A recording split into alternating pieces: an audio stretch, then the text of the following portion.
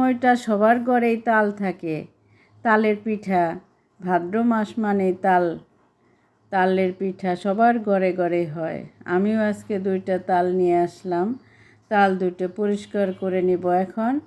ভালোভাবে পানি দিয়ে পরিষ্কার করে নিচ্ছি। তারপরে এটা ছুলে নেব, ছুলে পরে রস বের করব।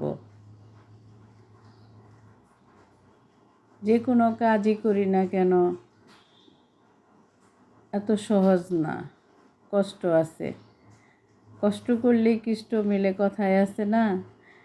এখন ছিলে নিচ্ছি, তারপরে রস বের করব। এরপরে রস দিয়ে পিঠা বানাবো।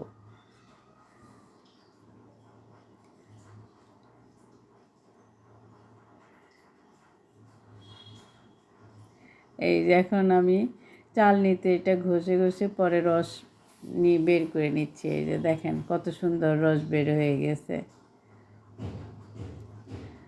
2টা তালে আমার একটা বক্স ভরে গেছে রসে। কি কালার রসের, একদম টসটসা, দেখলেই খেতে মন চায়।